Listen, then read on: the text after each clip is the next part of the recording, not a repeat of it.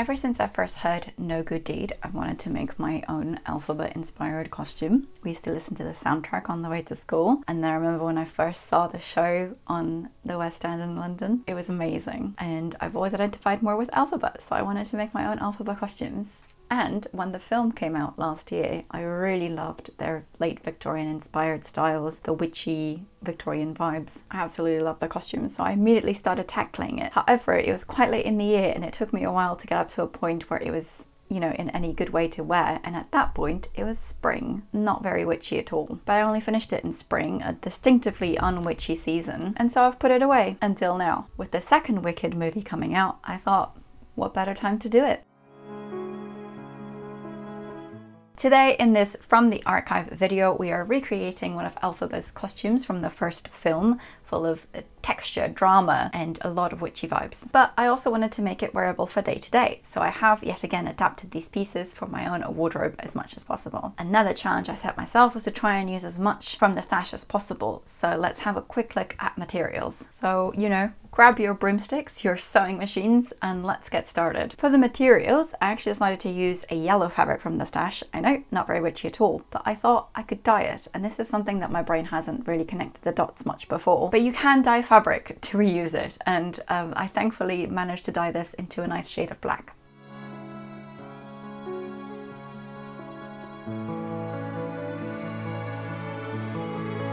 So here is my second mock-up, and I think I'm happy enough with the changes that I'm going to move forward with it. But I just kind of wanted to show you where it's at. So my whole point is that I want this to be quite loose fitting, because then I'm going to have the option to just tie it back with a ribbon. And I think I had to add to the waist, because the waist was quite short on the sides and the back, and I had to reshape these princess seams ever so slightly just to take it in a little bit, because the neckline was gaping a little bit, and I need to reshape it because when I redrew the lines you kind of lost, this becomes more of a curved neckline rather than the kind that she has in the inspiration dress. I didn't have to do a lot more changes. The back was pretty good. I just need to, I think I'm going to pinch out the top of the side back seam just a scooch, and I might add a little bit to the sides just so there's a little bit extra room. But otherwise, I think I'm ready to go ahead and cut it, which is very exciting. So for the skirt, I'm actually just going to add a very tried and tested skirt pattern onto my panels. So I've drawn out the bust panels, and I'm just going to add the skirt to it. And I'm going to cut it all in one, so it's going to be full length seams from here to the hem. Should be pretty simple, so let's get to it. I just wanted to show you really quick the full pattern laid out. It looks very long. I'm not sure, I couldn't remember if my skirt pattern was full length or not, and I couldn't be bothered to measure it, so I just traced out the whole thing, and I've added a 3-inch hem at the bottom because I don't think I'm going to interline the fabric, and just having a thicker hem really gives it a good swoosh, unless you're interfacing or interlining the hem as well. It's very curvy. I didn't get a good photo of the back of the dress, but I decided to do a curvy seam to reflect the front. So this is the front here, and it has a button placket so that it can overlap and have buttons reinforced. This is the side, and you can see it's got quite a curvy seam as well. This is the side seam, that's the side back, and that's the back. The back technically is meant to be cut on the fold, but I think my fabric's too narrow for that. So I'm going to lay out the fabric now and try and figure out the best way to cut it out of the fabric that I have. Success! So if I fold my fabric, I lose 0.5 centimeter on the hem, so that'll be a total of 1 inch lost on the hem, but I get to cut it on the fold, and I think that's way better. So I'm going to cut it, and then I'm going to try and fit the rest of the panels onto this narrow length. But you can see, like, I really like using fabric from the stash, and by dyeing it, like, I made sure that I could still use it. So I'm going to try my absolute hardest to make sure that I can use this fabric as much as possible. Guys, I was so delusional. There's no way this dress fits on the fabric I have, just because it's narrow width. However, I am going to make it work. I don't care about piecing. I'm going to piece as much as I can to use this fabric. Plus the fabric itself is already pieced. Like, there's already seams running down, so it'll be fine. So the way I'm doing it is I'm going to prioritize the front because I want that to look nice. And then I'm going to cut out the side front like this, and then cut this bit out of that chunk there, and then seam it at would be like the hip area. So I think that'll be all right. And then this is a bit more complicated, but I'm going to cut it out like this, and then I'm going to use this little scrap from cutting out the back to seam the top of the bodice there. This isn't ideal, but the fabric does have a horizontal slab already anyway, so I don't think the piecing is going to be super obvious, and I'd rather just use the fabric I have, to be honest. So let's make it work. Okay, so my first step is actually to seam all the pieced panels, sadly. And then I'm just going to go ahead and overlock all of the raw edges, and that's because this isn't a historical make and I get to do that. So, yay.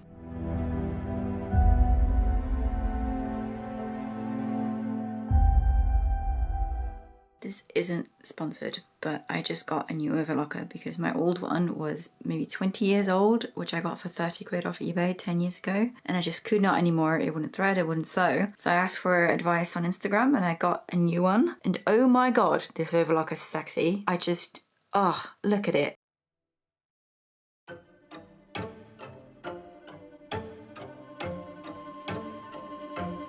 So after all of that really hot overlocker action, I just put in some pockets. I didn't have enough spare fabric to actually cut the pockets out of the same fabric, and I didn't have anything that was plain, weirdly. So I just used these little cute scraps of quilting cotton that I have. Super cute. So all I've done was I just stitched them on, understitched them, and now I'm just going to sew up all of the seams. Should be really straightforward. I have pinned them all, but I am going to baste them because some of the seams are very curvy, as you can see here. So I'll baste at least the bodice section, and I'm just going to sew all of the seams. Some really straightforward sewing. Should be really easy.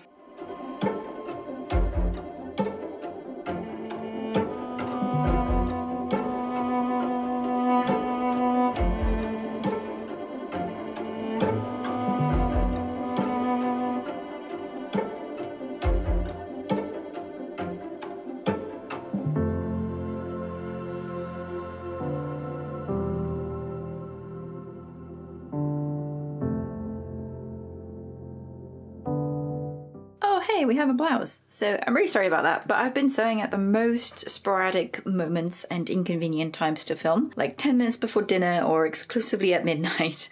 So I just wanted to give you a quick little update about where the blouse is, because as you can see, it's come quite far along. So the blouse construction itself is very simple. I cut all my pieces out of this crinkle cotton, and then I lined it with a plain black cotton that I had in my stash. The blouse pattern itself is taken from my basic bodice block from like the end of the 19th century, and it's just, as you can see, it's unshaped, unfitted, there's no darts, no nothing. So it was literally just sewing up the side seams and sewing the shoulder seams, and I also just overlocked everything together, and that's how I flatlined the pieces. So super easy. And now I'm just sorting out the collar, because the collar was a bit of a weird pattern because one side is longer than the other for the overlap. It fits, it works, so I'm just going to sew this seam, and then I'm going to tuck under the raw seam allowance like that and whip stitch it, and I'm also going to by hand top stitch around the whole of the collar because I think that'll look nicer.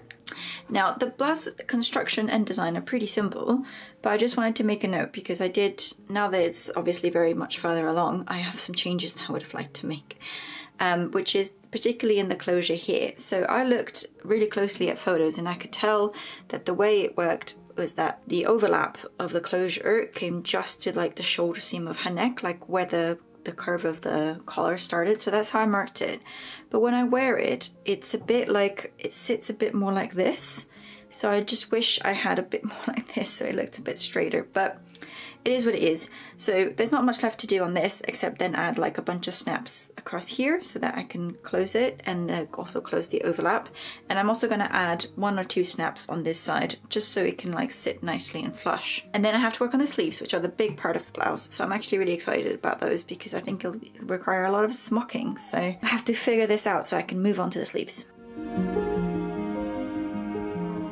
Would you guys like to see the biggest sleeve I think I've ever made, except for maybe my 1830s sleeves? This is huge! So I think the sleeves are really the standout piece of this blouse. So I really wanted to make sure that I had enough fabric and enough pattern to really make them what I want them to be. So the idea is that this is very large, obviously, but I will be sewing several rows of hand-done English smocking. across this to gather it to the arm. And yeah, I'm really excited for it. It looks really good. I'm just going to cut out 2 of these sleeves, and then I'll have to start marking out the channels for what I imagine is going to be a lot of hours of hand sewing. I've got a new toy. So the prospect of having to hand smock the sleeves was testing my patience, to be honest. And I've done it before. I've done hand smocking before. I made an Elsa inspired costume that was an 1890s tea gown, and I smoked the whole of the top, and it looked really good, but it was a nightmare. Basically because you have to sew even rows of stitches that are pulled up to make the little pleats. However, on really lightweight fabrics, it's obviously very difficult to first mark them and to second sew several rows like that. And because this has several separated parts of smocking, it was just going to be a nightmare. And I threaded 3 needles and I started having a go at it, but I just had no patience whatsoever. And I've had an eBay alert set for the longest time for one of these. So this is a smocking machine, or a pleater sometimes they're called. The brand for this is the Princess Pleater, which is, I believe, a British made brand.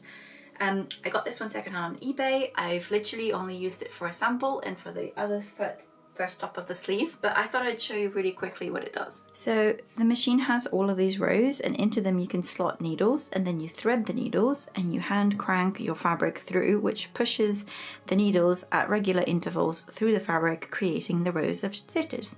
And here you can see I've set up this, which is the widest bit of smocking at the top of the sleeve, then a gap, then the second bit, then a gap, then a second bit, then a gap, then a second bit. And this is only for the first top half of the sleeve. I'm going to have to rearrange the needles and run it a second time for the bottom half of the sleeve. But this was so quick. The longest time was threading the needles. That took ages, and then I hand cranked it through in maybe 2 minutes. And the other thing I've set up is a little bit of this eyelet tape, which I just taped to my table, but this is so that I can feed the thread individually so they don't get tangled. I know people have a more high technology thing for this, but this has worked for me. And yeah, so let's give it a go for the second sleeve. Hello friends. There has been yet again an untimely gap in this project. So last week I received my smocking machine, my Princess Pleater, and I was over the moon. I was so excited. My sleeves were looking great. Yeah, so I just want to show you the state of my sleeves now. Also, I've been sick for the past week, which is why my voice is a bit weird, so please excuse that and my appearance. But basically, obviously it's my first time properly using the pleater and I'm learning a lot. But the width of the pleater wasn't enough to do the full length of the sleeve because there's different separate rows of pleating all across. Supposedly, according to the instructions, you should be able to do several passes of the same fabric through the pleater. However, I really struggled with this to the point where this is what my sleeve looks like now. Yep, that's holes. That's complete massive holes in the fabric. And also it's all sort of indented from going through. Yeah.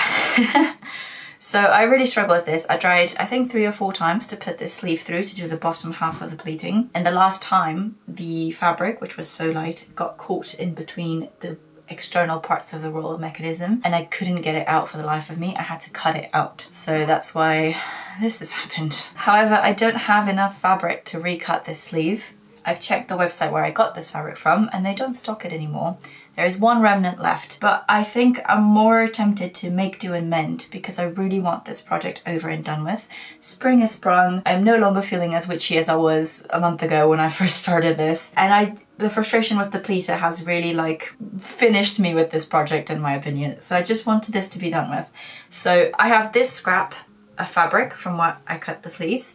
And I'm gonna try and patchwork these holes, and if it looks all right, then I'm just gonna pleat the rest by hand and just be done because I need this project done. So I'm gonna see what I can do to salvage this sleeve, and then I'll show you a comparison at the end, maybe. So here is a close-up of the mangled and torn sleeve. These are pretty big holes, but because the sleeve is so full, I'm hoping that once it's all smocked, it'll be less noticeable. And this is a big tear. So, and here it is. Patched and mended. This is actually the extra fabric that's around it, so I might just trim that back. But I think it's functional. I think it will do. What a mess. But now I just need to mark and sew the remaining rows of smocking. So back to that, I guess. And there we go, all done, like it never happened. Okay, so after the failure with the pleating machine, although not a failure, as you can see, it did really well on the top portion, but I've just decided to do the last by hand because I only need to do one wider section here and then one narrow at the wrist. So I've just threaded up one really long darning needle, and that's actually how I prefer to do the smocking because that means you can get lots of stitches in one go. You can see mine's bent because I'm quite tough on my needles. And I've marked the line where I need to be. And what I noticed when I was doing the other sleeve, because that was the one that was messed up and I tested on that one first, is that this is not going to be very accurate because I can't be bothered to mark it because the fabric is so dark and so lightweight. It's just really hard, and I'm just gonna do it as I did in the other one and try to approximate my stitches. So I'm just gonna do, I think it's 8 rows here to cover approximately 3 inches, going in about every 1/4 of an inch. Yeah, and then I'm gonna gather those up and do the decorative embroidery stitches, just like on the other sleeve. So I'm looking at probably another 5 hours or so of work.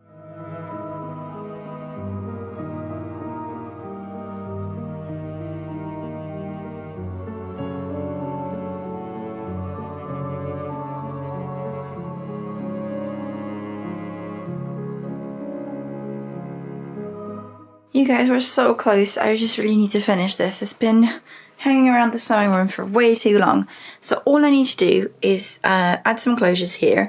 And initially I thought I was going to do snaps, just because they're really easy and they create a really smooth front.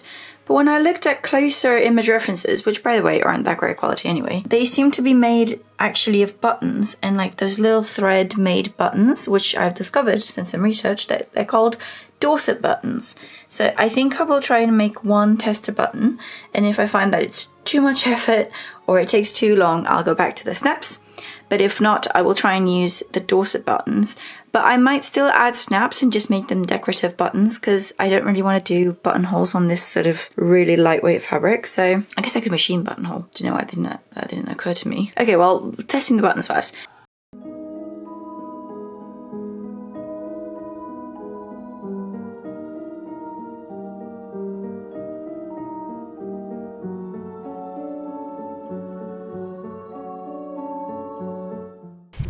It. Thank you very much for watching. I hope you enjoyed this little witchy adventure, and I'm so glad I did manage to push myself to finish this costume, whether it's relevant or seasonal or not. I absolutely love particularly the blouse. I think it's one of the most extraordinary things I've ever made, even though I had all those difficulties and I still have not conquered the Princess Pleater, but alas, one day I'm sure I will. And for now, I think I'm just gonna go and be really excited about seeing the second film in the cinema. And yeah, thank you very much for watching, and stay witchy out there.